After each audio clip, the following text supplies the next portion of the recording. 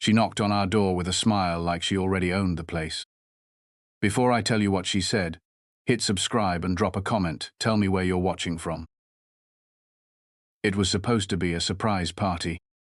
My husband had just turned 35, and after everything he'd been through, that Yurtwo surgeries, a job layoff, and rebuilding his landscaping business, I wanted to give him one good night.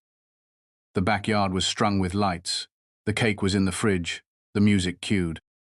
His friends were starting to arrive, family flying in from out of state. I was still icing cupcakes when the knock came.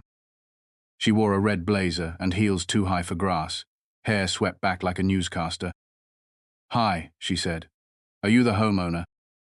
I said yes, and before I could ask if she was lost, she held up a manila envelope. "I need to verify the identity of a Juan Manuel Alvarez. He's here, isn't he?" I laughed at first.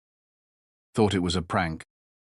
But her badger reel or fake looked official, and her voice had the cold clip of someone used to control. "I received a tip," she added, "about an undocumented guest attending a party in this residence." Her eyes flicked past me. She knew exactly who she was looking for. What she didn't know: I work for Homeland Security, and I don't take threats lightly. My husband was laughing in the backyard when I turned to look at him. He had no idea someone was trying to erase his life with a single accusation. "Excuse me," I said, stepping outside and shutting the door behind me. I needed to breathe. The air was thick with grilled meat and birthday music. Kids were running barefoot across the lawn. And somewhere near the fire pit, our son was roasting marshmallows. I scanned the crowd. She hadn't just knocked by chance. Someone here had told her he'd be here. Someone tipped her off. I saw my sister wave at me from the deck. Juan raised his glass and smiled. His dimples still made me weak, even on a night like this. He didn't deserve this. He worked 2 jobs, paid his taxes, taught our son how to ride a bike just last weekend. And now this stranger in heels wanted to drag him out in front of everyone. I walked back inside. She was texting. Calm, too calm. I asked, "Who sent you?" She looked up, blinked slow. The tip was anonymous. Liar. Real investigations don't show up at birthdays. This wasn't a procedure. It was a setup. And I was done playing nice. He stepped into the kitchen with a beer in hand and a smile that died the second he saw her. "Who's this?" he asked, already knowing something was wrong. Her eyes lit up. "Juan Manuel Alvarez." She didn't back down. She just smiled wider, like I'd challenged her to a game she thought she'd already won. "Your homeland," she said, like it was a joke. "Then you should be thanking me." That stopped me. Thanking her? For what exactly? "For protecting your country," she said, like she believed it. "I saw something. I reported it. That's what good citizens do." I almost laughed. Except I didn't feel like laughing. "You crashed a birthday party to report a married father of one who owns a business license and a spotless record?" She crossed her arms. "Look, I'm just saying people like that." "People like what?" I cut in. Her mouth clamped shut for a second too long. I could feel it coming off her in waves disgust, wrapped in fake patriotism. She didn't see a person. She saw a name she didn't like. And now she was trying to rewrite the law to match her comfort level. I stepped closer. "You just made a false federal report, on record, in my home." Her face twitched. "That's not I was just." "No," I said, voice low.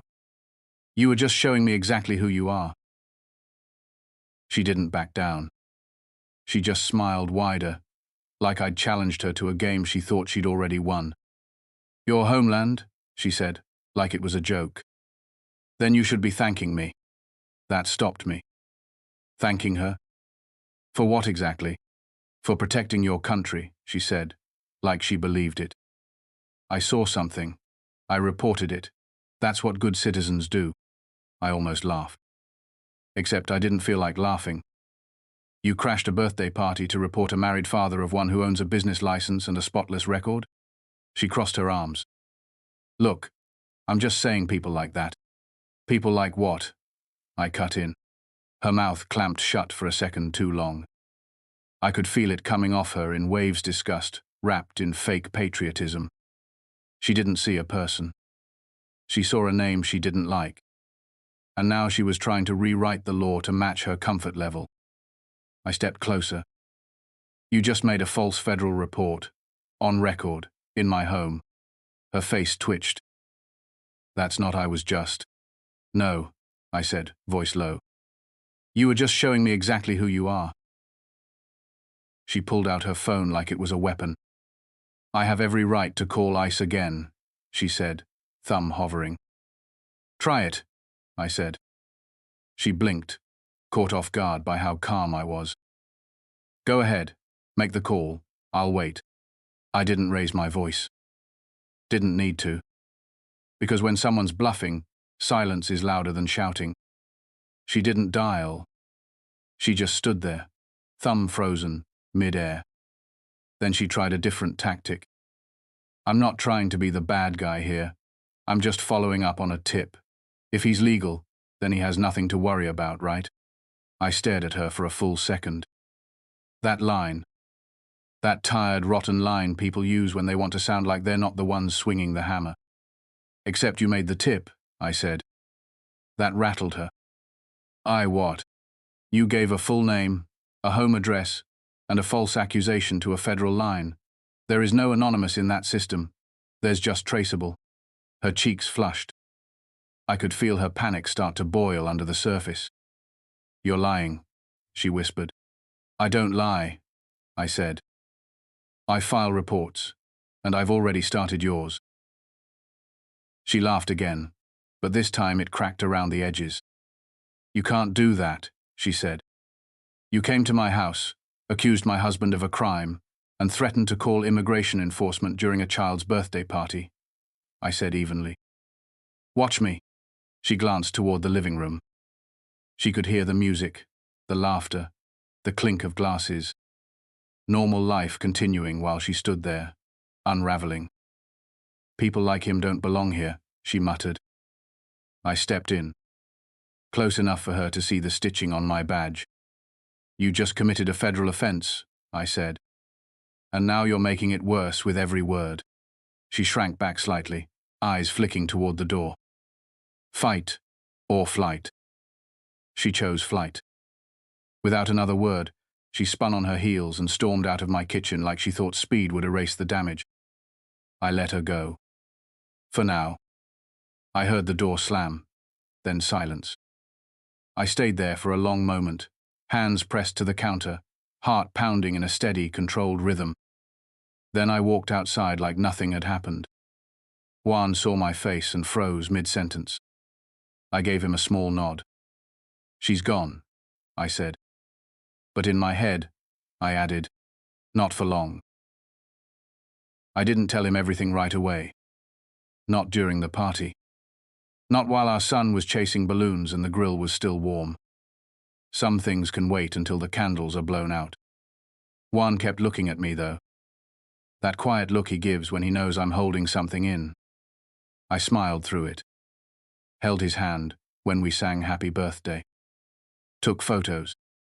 Laughed like I hadn't just stared down a woman who tried to tear my family apart. But the second the last guest left, the smile dropped. He was washing dishes when I finally spoke. She called ICE, I said. He didn't turn around. Just froze, hands in the sink. They were never going to show up, I added. She was bluffing. He nodded slowly, water still running. I thought I was safe, he whispered. My throat tightened. You are. With me, you always are. He turned then, eyes rimmed red but steady. Who was she? I shook my head. Doesn't matter. What matters is I know her name now, and I'm filing it. He didn't ask more. He just reached out, pulled me into his chest, and stood there like he needed to remind himself I was real. The next morning, I opened my laptop before the coffee was done brewing. I didn't sleep much. Didn't need to. My adrenaline had other plans. I pulled up the DHS internal database and typed in every detail I could remember. White female. Mid-40s. Red blazer. Tried to impersonate a federal agent. False report filed on July 14th. Claim. Suspicious male. Possible overstayed visa. Threatening behavior. Threatening? Juan wouldn't even kill a spider without apologizing first. I kept typing. The system flagged 3 recent civilian reports filed from the same IP address. All anonymous. All targeting Latino men in the neighborhood. I sat back, heart pounding. This wasn't about Juan. It was about control. And fear disguised as patriotism. I clicked on one of the reports. The caller had left a voice message. I hit play. It was her voice. No doubt. Calm. Polished. He doesn't speak English well. I've seen him watching the kids at the park. I don't feel safe. I paused the tape. Hands trembling. She was trying to build a narrative. One that ends with someone getting deported. Or worse, disappearing without anyone asking questions. But she filed it in the wrong city. Because I asked questions. My son came into the room rubbing his eyes, dragging his blanket behind him. He looked so small in the doorway. "Is Daddy going away?" he asked. The question hit like a punch to the chest. "No," I said quickly, closing the laptop. "Why would you think that?" He shrugged, climbing into my lap. "I heard you last night. You said someone tried to take him." I wrapped my arms around him, held him tighter than I meant to. "No one's taking Daddy," I said. "Ever." His little fingers played with the buttons on my shirt. She was mean. I saw her through the window. She didn't smile like real people do. I felt my throat close. He wasn't wrong. Karen's smile had been razor thin, too sharp to be kind. "Do you know her?" he asked. "Not yet," I said. "But I will." He nodded like that settled it. Because in his world, Mom fixed things. Mom stopped the bad guys. And nothing could shake that belief. I kissed his hair, tucked him back into bed, then sat on the floor outside his door and let myself feel everything I'd been holding in. Fear, fury, resolve. She thought she'd scared us. She had no idea who she was dealing with. She sent an email the next day like nothing had happened. Subject line, "Follow up on weekend incident." She wrote like she was reporting a noise complaint. Polite. Clinical. Cold. I just wanted to clarify that my presence was intended only to verify a tip provided by a concerned neighbor. She attached no documents. No ID. Just her name at the bottom, in a fancy Gmail signature, Karen M. Aldridge, Community Safety Advocate. I stared at the screen, jaw clenched so tight it hurt. She wasn't backing down. She was doubling down, pretending to be the victim. "Your reaction was uncalled for," she added. "If your husband truly has nothing to hide, there should be no issue." I read that line 3 times. It was the same tired trick people like her always use, turning suspicion into fact by repeating it often enough. I forwarded the email to my DHS work account. Flagged it. Then I opened the personnel database. If she had a title, even a fake one, someone gave it to her. And that someone left a trail. Because you don't just walk into someone's home pretending to represent the law unless you've done it before. I kept the envelope she brought, slid it into a plastic file sleeve, and sealed it tight. It smelled like cheap perfume and panic. Inside was a single printed form. Nothing official. Just a generic community incident report template downloaded from the internet. Her handwriting was sharp, slanted.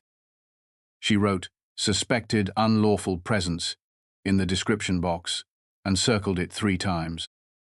Under occupation she scribbled, "Self-employed, yard worker," like that was some kind of proof. I held the page up to the light. Not even notarized. Not signed by any authority. She hadn't followed a process. She'd made one up. I scanned the form, ran it through the DHS archive. Found 6 variations of the same template used in previous hoaxes. Different names. Same accusations. All targeting immigrants with small businesses. And 3 of those names led back to the same IP address. Karen's. It wasn't a one-time thing. It was a pattern. She hunted people who couldn't fight back. Filed just enough paperwork to scare them. But not enough for real charges. She counted on fear doing the rest. But this time, she filed against the wrong family. Because I don't scare. The knock came again 2 days later. Not at my door.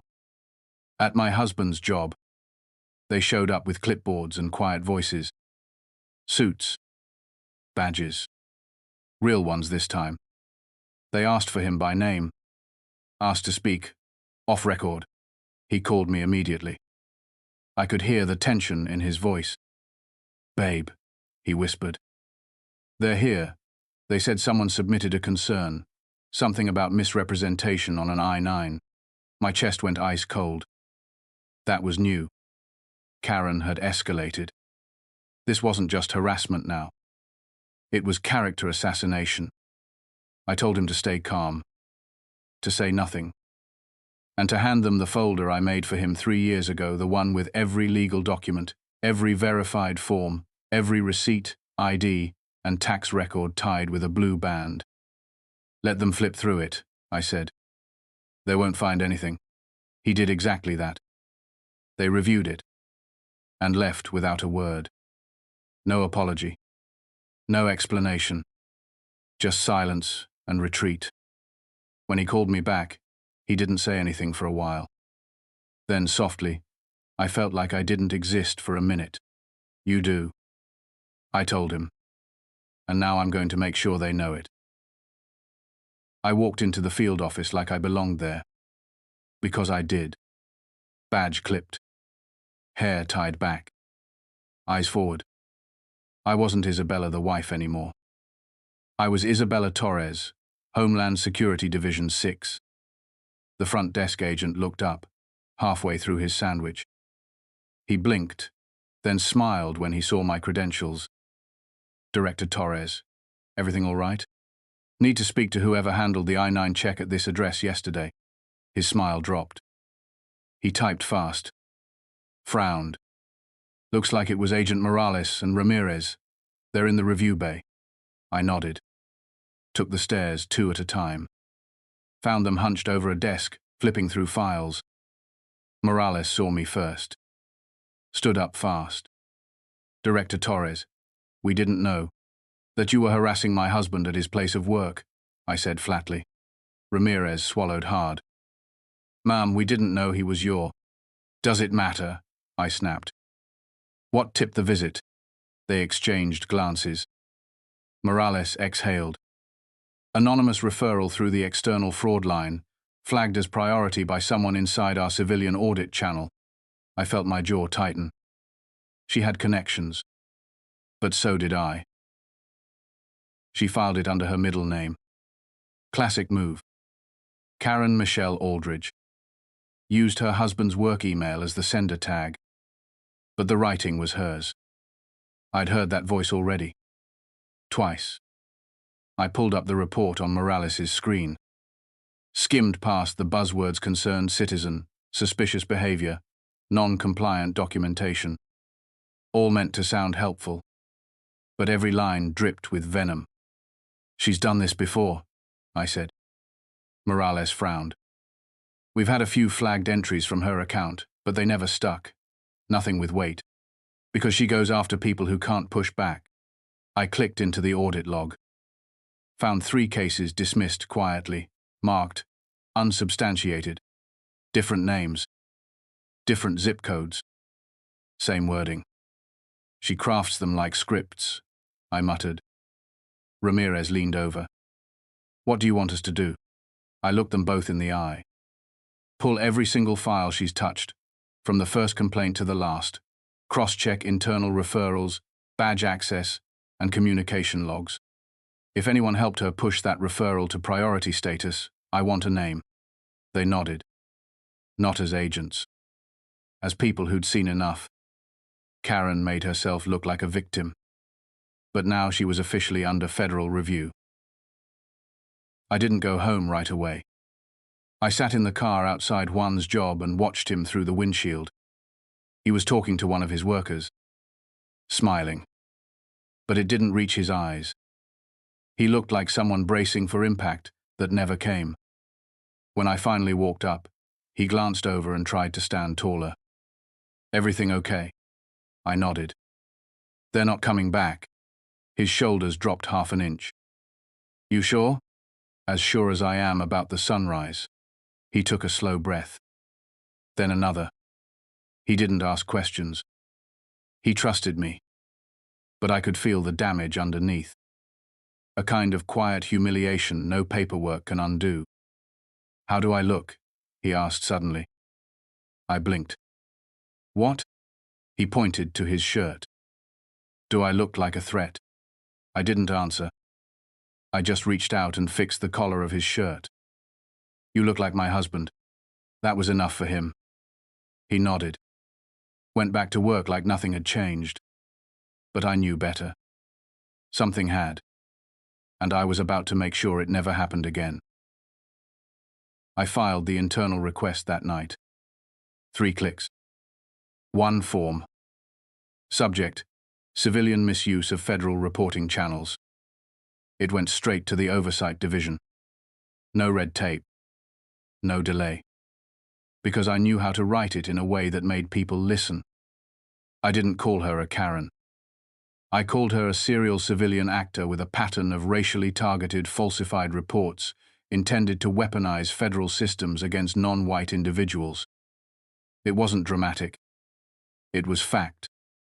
And backed with timestamps, voice recordings, and 3 signed affidavits from people she'd falsely accused in the past. Victims who moved away quietly. Who thought disappearing was the only safety left. But not us. Not this time. I ended the report with 1 line. If we allow this behavior to continue unchallenged, we endorse it. I hit send. Sat back. And let the system do what it was designed to do. Because justice isn't always loud. Sometimes, it's just one person who refuses to be quiet. And that person was me. His name wasn't even on the list. That's what hit me the hardest. One's name wasn't flagged anywhere. Not on internal alerts. Not on state watch logs.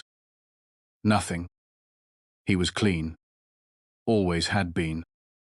Every time we filled out paperwork, we did it twice. Every number, every form, every signature checked. Because we knew better. We knew how easy it was for people like Karen to assume the worst and for the system to listen to them louder than us.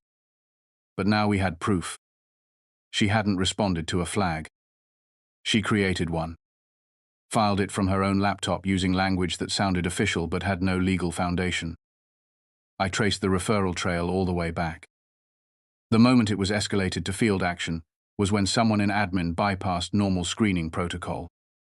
That name? I recognized it. A junior staffer she used to supervise on the HOA board. She had friends inside. People who trusted her because she wore pearls and used words like community integrity. But I had the receipts. Literal and digital.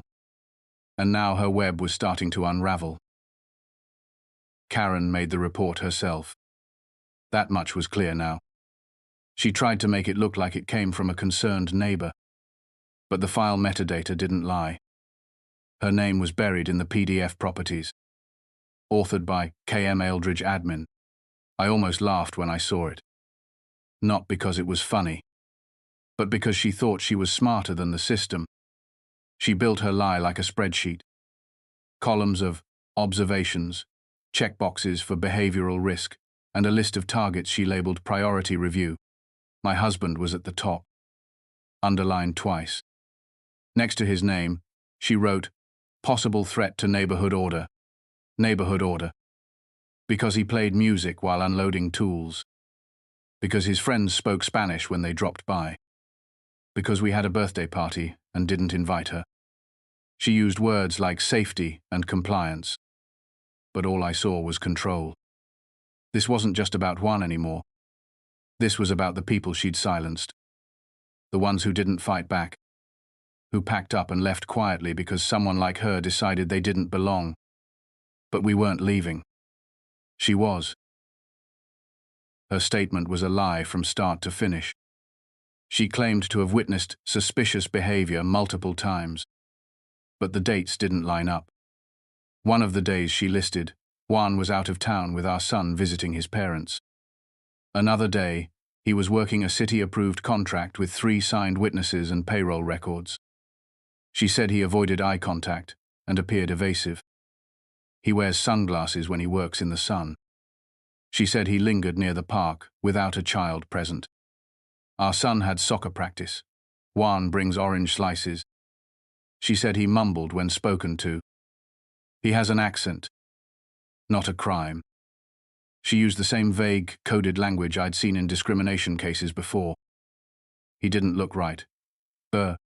He made people uncomfortable. He didn't seem like he belonged, and she packaged it like she was doing a civic duty. I printed every sentence, redlined the falsehoods, attached the timestamps, the evidence, the proof she never expected anyone to request. Then I added one more file to the folder. A picture of Juan tying our son's soccer cleats on the sideline. The man she called a threat. The man I married. She claimed she was protecting her neighborhood. That's how she worded it in her follow-up email to the board. Not law enforcement. Not DHS. The neighborhood HOA. She called Juan a destabilizing element. Said he brought in unvetted associates. I read the email twice before forwarding it to my compliance lead. Unvetted associates was her polite way of saying his co-workers didn't look like hers. She wasn't writing concerns. She was writing warnings. Warnings meant to create fear. Meant to push someone like Juan out without ever saying it directly. No law broken. No slur used. Just enough poisoned civility to make it hard to fight. But not for me. I sent it to 3 agencies. Filed it under code 4413 targeted harassment through civic infrastructure. Yes, that's a real thing. People like her don't realize neighborhood power isn't above oversight. I highlighted the phrase, concern for cultural integrity, in her email. Circled it in red. Because I'd heard that same phrase used decades ago by people who stood in front of schools holding protest signs. She thought her words were smart. All they did was expose her. I listened to the recording 3 times.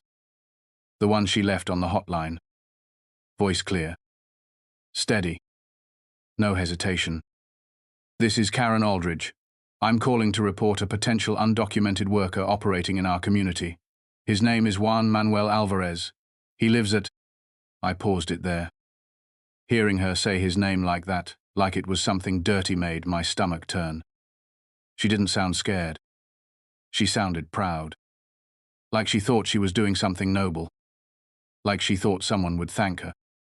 The second time, I let it play through. He has been seen working odd hours, speaking in a foreign language, and gathering in large groups. I don't know if he has proper documentation. I worry he could be dangerous. Dangerous. She used that word 3 times. Never described a single crime. Just a man existing in a way she didn't approve of. I clicked save and added it to the case file. Timestamped. Labeled. Her voice was the evidence now. And soon, she'd have to listen to it too, only this time, from the other side of the table. He's dangerous. Her exact words. 3 times. I wrote it down like a court reporter. Highlighted it in yellow. Then pulled Juan's file from the DHS system and printed his background check. No arrests. No citations. No complaints ever filed under his name. Just a green card, a spotless work history, and a tax record that made even me raise an eyebrow. He overpaid last year. Dangerous, huh? I stapled the report, dropped it into the folder labeled Karen Aldridge Open Investigation. The irony wasn't lost on me. She wanted to build a file on him. Instead, I built one on her. 47 pages and counting. Screenshots, emails, audio clips, witness statements from people she'd harassed before but were too scared to come forward. But not anymore. I gave them a reason to speak. Told them I wasn't just investigating. I was pressing charges. Juan didn't know all of it yet. He just knew I was working late. But when this was done, he'd know every second was for him. She called him a threat to America. Those exact words. Buried in a PDF she attached to her final complaint. It read like a manifesto. Pages of paranoia wrapped in fake concern. She said our neighborhood was at risk of cultural erosion. She said men like Juan dilute national values. She used phrases like safeguarding American tradition, like she was defending a flag, not attacking a family. She mentioned our backyard party. Said it was loud, disorderly, and filled with unregistered individuals. It was a birthday. There were cupcakes. I scanned every line of that file, my hands trembling but steady. This wasn't ignorance. It was targeted. Intentional. Calculated harm masked as paperwork. She even took a photo from the sidewalk. You could see Juan grilling, smiling, serving kids second helpings. She drew a red circle around him and wrote, "Primary concern."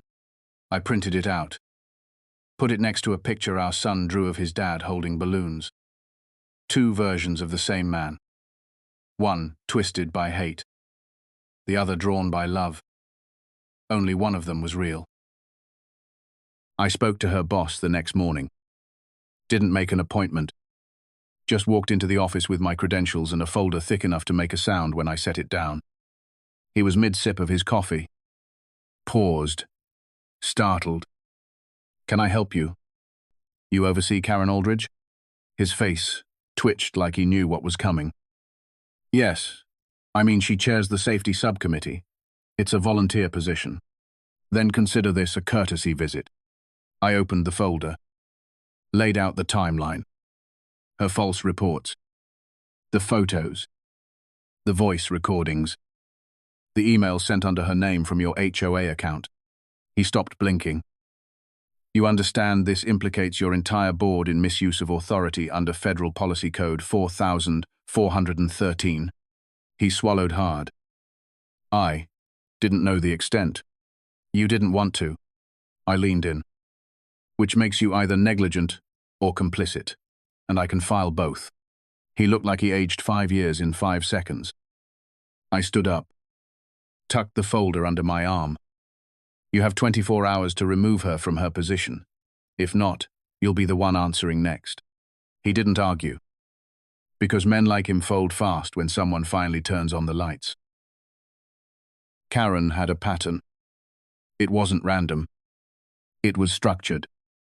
Every report she filed followed the same cycle tip. Escalation, pressure, retreat. Enough to rattle someone, but not enough to trigger legal backlash. She'd done it before. To a food truck owner who stopped outside the library. To a landscaper who parked too long near the cul-de-sac. To a teenage girl who handed out flyers for her church. She called it proactive vigilance. I called it what it was to get it harassment under a false flag of safety. I tracked her digital footprint for a week. She used 3 different usernames on local forums. But the language never changed. Always unsettled, always nervous, always deeply concerned. Then came the coded phrases, "They don't fit here," "not aligned with our values," "possibly undocumented." She'd never say the words. But she didn't have to. The system wasn't designed to protect people from whispers. It waited for proof. And now I had it. I compiled every alias, every submission, every post. Her pattern wasn't just malicious. It was methodical. And that made her dangerous in a way far worse than any fake tip ever could. My husband wasn't her first. He was just the one who didn't disappear. The others? They moved, closed their businesses, took their kids out of school. Because fear doesn't need facts, it only needs a spark. And Karen had been lighting matches for years. I spoke to one of Thema Baker named Sophia, whose truck used to park outside the community center. Karen filed a sanitation complaint. Then another about music that disturbed the atmosphere. Sophia lost her weekend permit. Stopped showing up. Moved 3 towns over. She told me, I didn't want trouble. I just wanted to feed people. And still, Karen came after her like she was a threat. Another man, Ernesto, had lawn signs in 2 languages. Karen said it was visual clutter. He got a zoning violation the next week. And when he stopped getting new clients, he folded his business quietly. I listened to them all, recorded their stories, wrote sworn statements. They weren't angry. They were tired. Tired of being told to smile and take it. But now someone was taking it back. And that someone was me. She weaponized the system, turned every form, every report, every whisper into ammunition. And she did it without ever raising her voice. That's what made her dangerous. She didn't need slurs or violence. She used policies, bylaws, fake professionalism wrapped in concern. She figured out how to file complaints that couldn't be easily dismissed, just enough concern to trigger review. And if they didn't stick, she moved on to the next name. I found 12 reports under her aliases filed in less than 2 years. Only one reached field action. Ours. Because she thought I was just a wife. Just another woman with a smiling husband and a backyard full of brown-skinned guests. She thought no one would fight back. She was wrong. I forwarded her full report to DHS oversight, legal review, and civilian accountability. 3 divisions. 3 red stamps of urgent review. The kind of attention people like her pray never arrives. But it was too late. Because the same system she'd twisted, now it was turning toward her. And this time, it wasn't looking away. But I know the system better. I know where reports go to vanish. Who signs what? How to write a summary that won't get buried on someone's desk. I used it all. Not to bend the rules. To follow them loudly. I cited policy. I matched every accusation with code. I wrote the kind of report no department wants to ignore. Not because of me. Because of the liability. Karen had crossed a line, and now she was dragging the people who enabled her down with her. I requested internal interviews, subpoenaed login records from the HOA's server, and flagged 3 administrators who'd forwarded her reports without checking authenticity. One of them resigned the next day. The others stopped responding to emails. That's what happens when exposure begins. People start jumping off a ship they swore was unsinkable. But Karen? She stayed silent. Didn't email. Didn't show up to the next HOA meeting. Just vanished into the silence she once used like a sword. But I wasn't done yet. Because justice doesn't just show up. You have to bring it to the door. I put on the uniform, not the badge clipped to my purse, not the blazer I wear in meetings. The full gear. Homeland Security blues. Clean lines. Pressed collar. I hadn't worn it outside of operations in months. But today, I needed her to see it. Not because I needed to prove who I was. Because she needed to remember who she wasn't. I stepped out of the car in front of the HOA office just before noon. No announcement. No press. Just me in a manila folder thick with consequences. The receptionist looked up and nearly dropped her coffee. Can I help? Yes, I said, calm. I'm here for Karen Aldridge. She hesitated. Is she expecting? She doesn't need to expect me. I walked past her desk. My heels hit the floor like punctuation marks. 3 doors down, I knocked once. Firm. Loud enough to echo. Then I opened it myself. Karen was seated at a table, flipping through papers like nothing was wrong. She looked up, saw the uniform, and finally her smile dropped. Her lips parted, but no words came out. I closed the door behind me, set the folder on the table between us. It landed with a soft thud that made her flinch. Karen Michelle Aldridge, I said, calm. Community safety advocate, self-appointed. She cleared her throat. This is highly irregular. So is impersonating a federal officer. Her face froze. I opened the folder, laid out the documents like a deck of cards. Complaint 1. Complaint 2. Photo evidence. Voice recording. She's a danger. Her voice crackled from the little speaker in my pocket. Karen's face drained. I didn't raise my voice. Didn't need to. I let her see it all. Line by line. Lie by lie. You misused federal reporting channels, fabricated community threats, weaponized policy to intimidate innocent families, and you did it repeatedly. She opened her mouth. Closed it. Do you have a lawyer, Karen? I asked. She blinked. No. You might want to get one. Then I slid the last page across the table. The formal notification.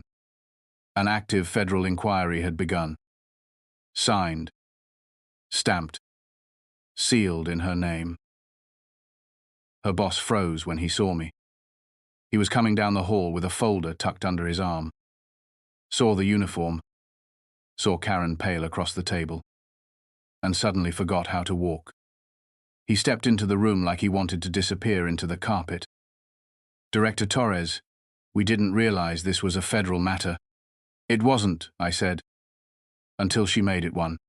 Karen looked at him like she was waiting for backup. But he just stood there, hands shaking slightly. Because he knew. I pulled out a printed email forwarded from his address. Time-stamped 3 days before Juan was approached. It read, please prioritize this referral. Known issue in the neighborhood. Did you verify any of this before pushing it through? I asked. He didn't answer. You signed off on her complaint, escalated it, put an innocent man under federal scrutiny because she said so. Karen's jaw clenched. I didn't force him. No, I cut in. You just nudged the system hard enough to make it fall on him. They didn't speak after that. Not when I collected the papers. Not when I walked out.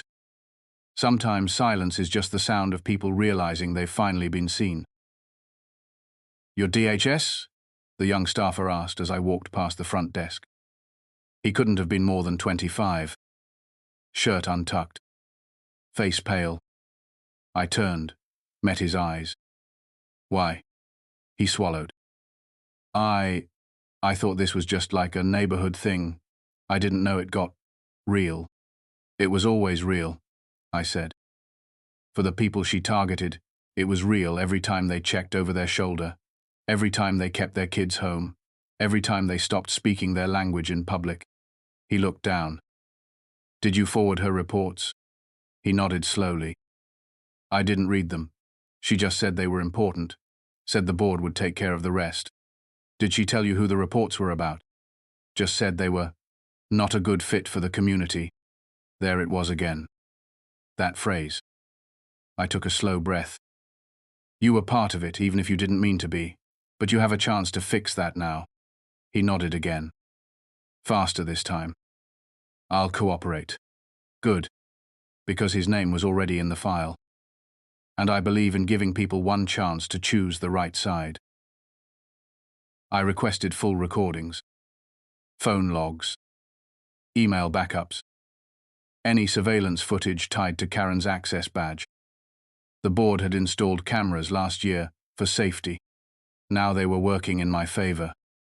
I spent 2 hours scrubbing through footage. Fast-forwarded through meetings, side glances, whispered conversations. And there it was. Karen handing a sealed envelope to the young staffer. Smiling. Tapping the top twice like it was a secret. He nodded, walked straight to the admin office, scanned it into the system without even opening it. That envelope. It was the exact report that triggered the investigation into one. No review. No verification. Just a delivery wrapped in trust. And trust, when misplaced, can ruin lives. I clipped the still frame, dropped it into the case file, labeled it Chain of Action Unverified Submission Protocol Breach. She thought she covered her tracks, thought a few smiles and vague language would shield her. But paper trails don't lie. And now I had hers from beginning to end. It was all premeditated. She didn't act out of fear. She acted out of strategy. I found a draft of the report, dated 4 days before the party. She'd written it in Google Docs under a personal folder called Community Watch. It wasn't spontaneous. It was rehearsed. The same language. The same phrasing. And most importantly, she had the date of the party already written. She knew he'd be there. She planned to confront him in front of guests, to cause embarrassment, to provoke a reaction she could twist into something else. But Juan didn't give her one. He didn't yell, didn't flinch. He stepped back and let me speak. And that ruined her script. I printed the draft, highlighted the timestamps, attached it to the timeline showing when the false call was made. Then I called DHS Legal and added one more charge: attempted public provocation with intent to defame. Not just harassment. Not just impersonation. Defamation with premeditated documentation. They told me they'd never seen a civilian go this far. I told them I had. She just picked the wrong house. A party guest helped her. That's how she got the exact date. The guest list wasn't public. The invite was private.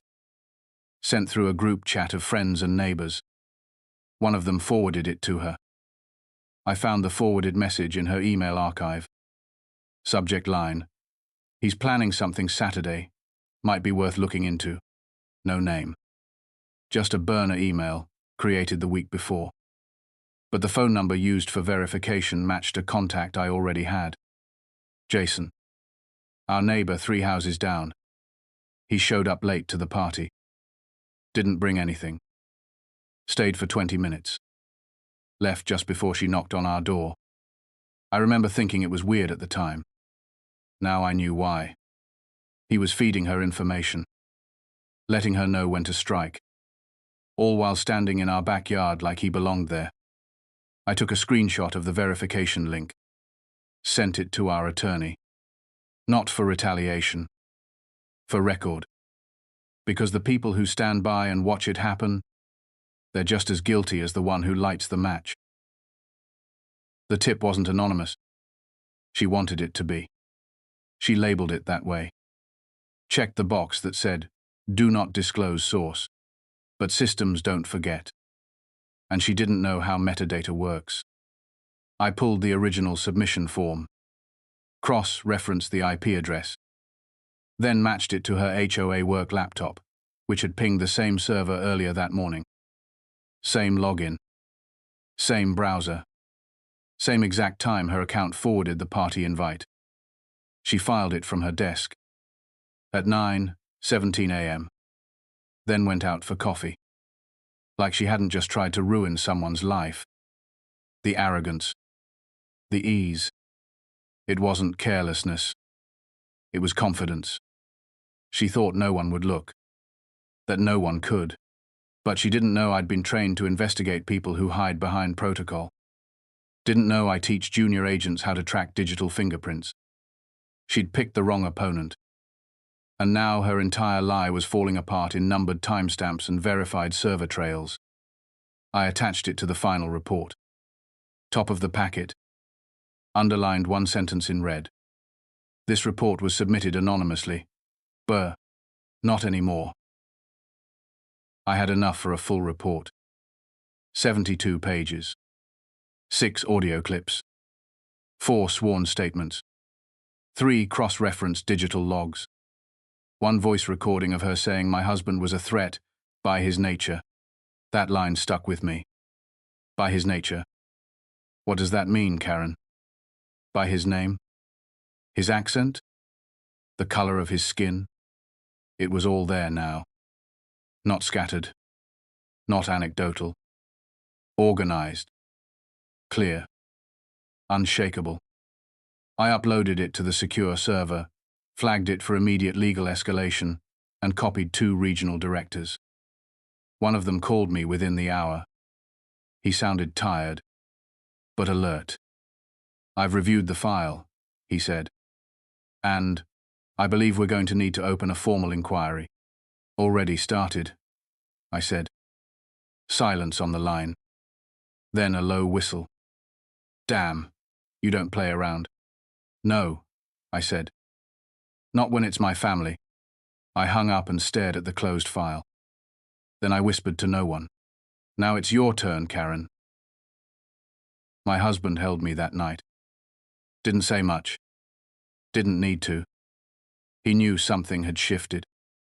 Not just in the investigation. In me. I wasn't just reacting anymore. I was executing. He ran his hand down my back, slow, like he was grounding us both.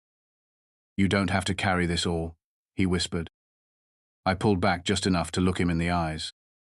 "Yes, I do." He didn't argue.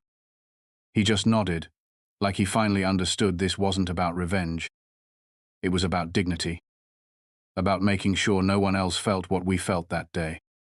Our son shuffled into the room half asleep, clutching a stuffed bear.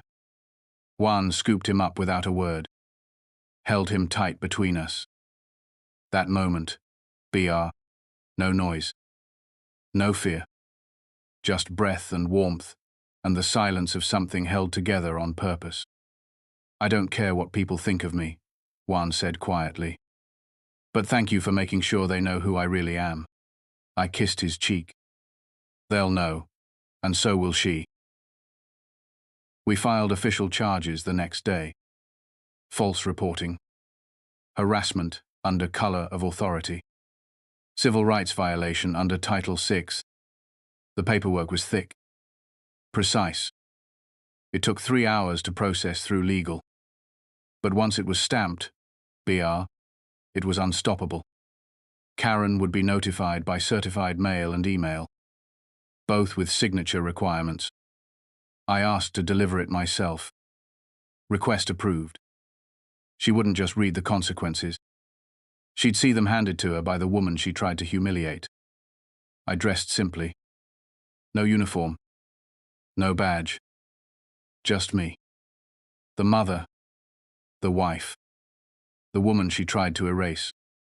I knocked on her door around 11 a.m. She opened it halfway, already frowning. When she saw me, her face dropped. "Here," I said, handing her the thick envelope. "What is this?" "Accountability." She stared at it like it might burn her fingers. I didn't wait for her to respond.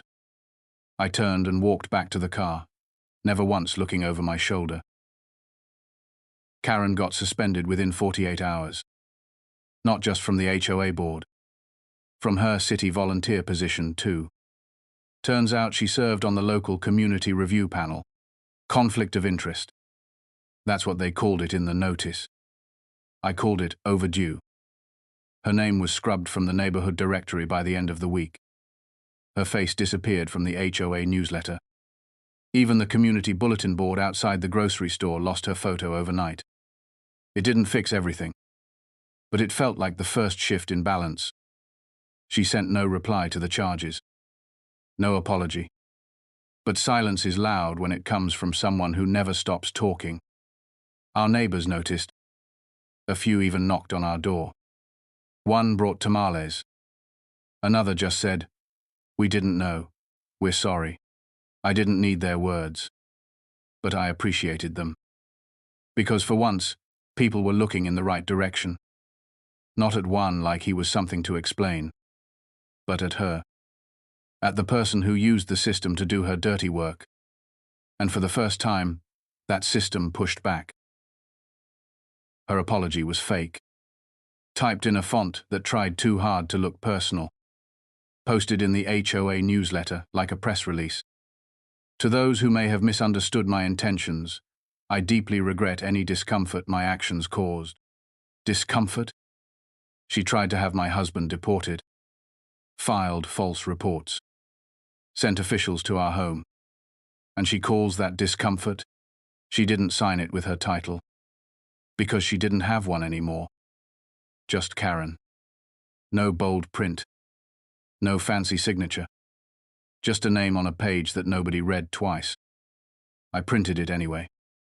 Highlighted the words misunderstood and may have. Not an apology. A dodge. Juan read it once, handed it back to me and said, "That's not for us. That's for her." And he was right. It wasn't accountability. It was damage control. But damage was already done. To her reputation, to her credibility, to the quiet power she thought she could hold forever. And once that kind of power cracks, it never holds the same again.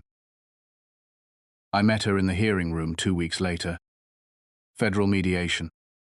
Neutral ground. Fluorescent lights buzzing overhead. A long table with nameplates. 2 legal reps on her side. 1 on mine. She walked in wearing beige like it would soften her. Hair tied tight. Eyes darting everywhere but at me. I didn't speak first. I let the evidence speak for me. Every recording. Every screenshot. Every policy she ignored. When the audio clip played her voice saying, "He's dangerous, by his nature," her attorney flinched. Karen didn't even blink. She just pressed her lips together like she was waiting for it to pass. But it didn't. It lingered. Heavy. Undeniable. The lead official leaned forward. "Br. Miss Aldridge, do you deny submitting these reports?" She cleared her throat. "I was trying to protect the neighborhood." "From what?" I asked finally. Her eyes met mine. And in that moment, stripped of power, stripped of backing, she had nothing left to say. "This is your wake-up call," the mediator said. He wasn't angry. He was tired. The way people get tired when they've seen the same thing too many times with different names. Karen sat still, jaw clenched. Her lawyer whispered something, but she didn't respond. I stayed quiet. Let the silence work. Sometimes silence is louder than anything I could say. "You've created a pattern of behavior that undermines federal credibility," the mediator continued. "And you've used civic infrastructure as a weapon." Karen finally spoke. "I didn't mean to cause harm. You caused fear," I said. "You cost people sleep, jobs, peace." She looked down. Not from shame. From defeat. Because the moment wasn't hers anymore. It never really was. The mediator slid a packet across the table. "Pending formal charges, you are barred from participating in any civic board, advisory panel, or neighborhood council for the next 5 years. Her fingers trembled as she took it. She didn't read it. She already knew what it said. Her voice, her reach, her influence gone. I didn't smile. I just stood up, nodded once, and walked out. Justice doesn't always roar. Sometimes it whispers, "You're done." Homeland doesn't forget. We don't let cases slip through the cracks. Not when they're built on lies and fear. Karen thought walking out of that hearing was the end of it. It wasn't. The Federal Review Board opened their own file the next day. Civil inquiry became criminal investigation. Obstruction. Impersonation. Repeated misuse of public safety channels. She had painted herself into a corner with every false submission. And now those brushstrokes were permanent.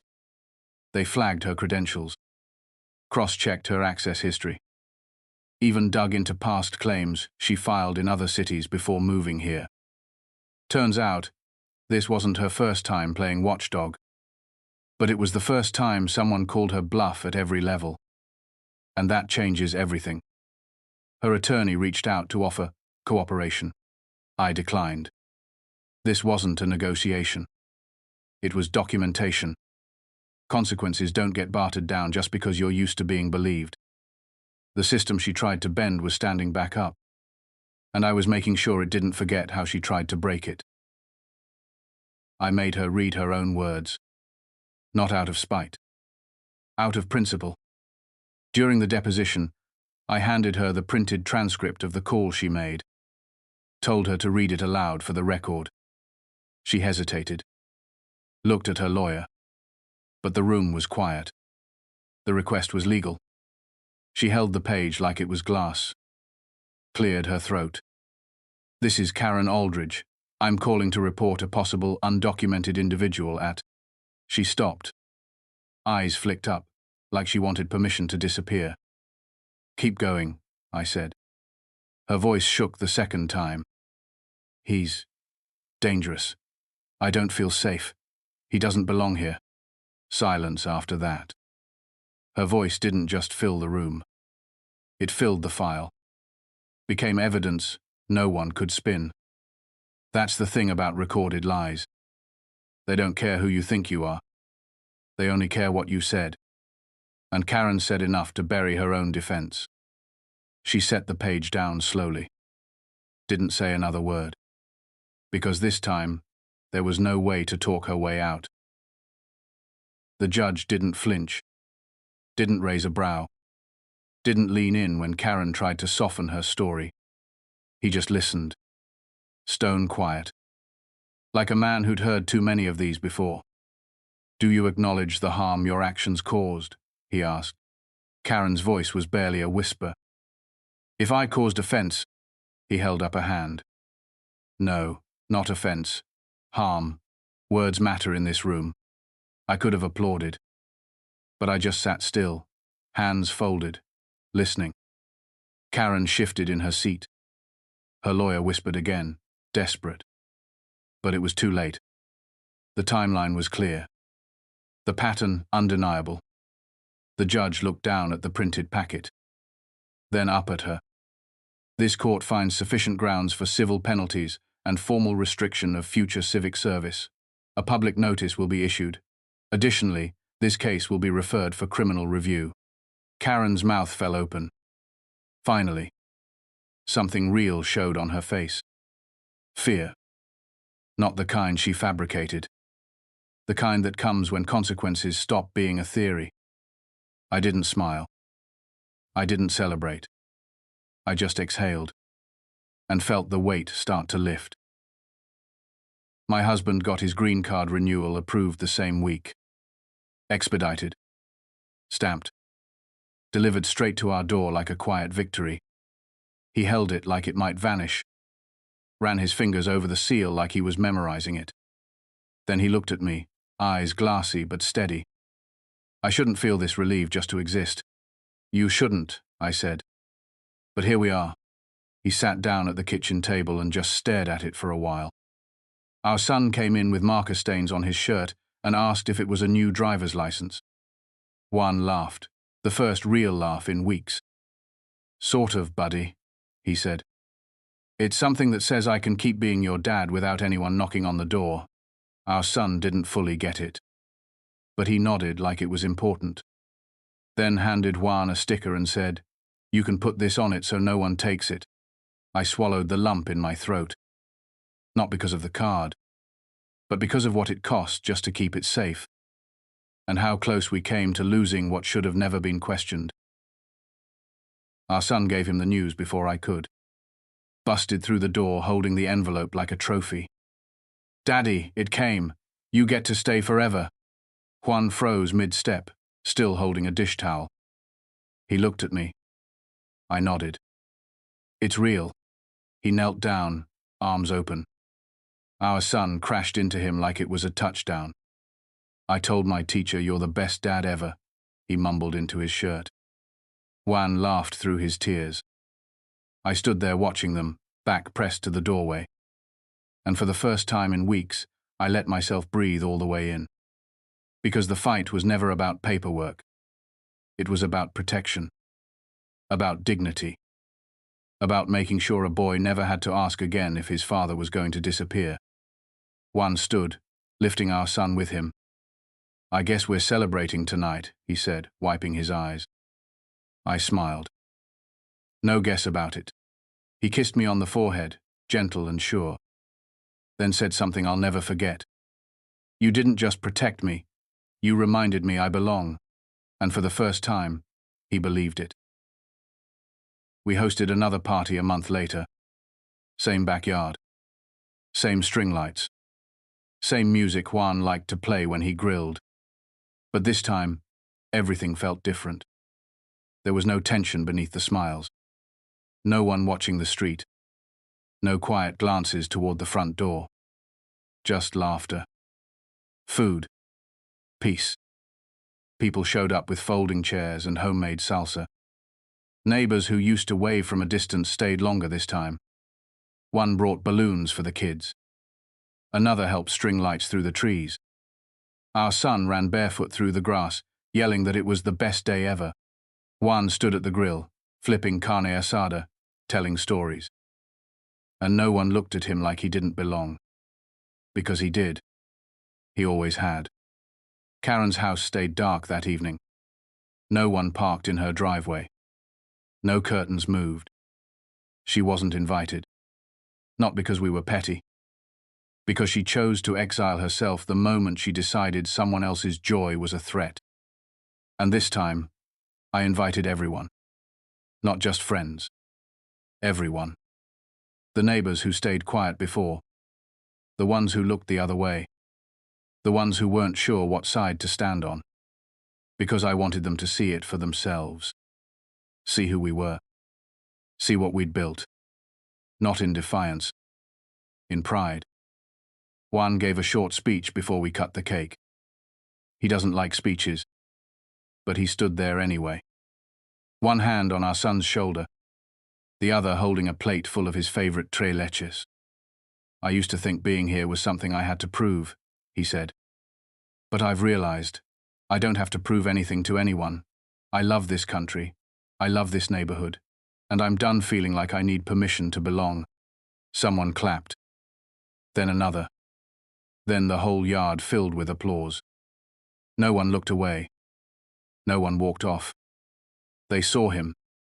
Truly saw him. And for the first time in a long time, I saw him stand without shrinking. Juan gave a short speech before we cut the cake. He doesn't like speeches. But he stood there anyway. One hand on our son's shoulder, the other holding a plate full of his favorite tres leches. "I used to think being here was something I had to prove," he said. "But I've realized I don't have to prove anything to anyone. I love this country. I love this neighborhood. And I'm done feeling like I need permission to belong." Someone clapped. Then another. Then the whole yard filled with applause. No one looked away. No one walked off. They saw him. Truly saw him. And for the first time in a long time, I saw him stand without shrinking.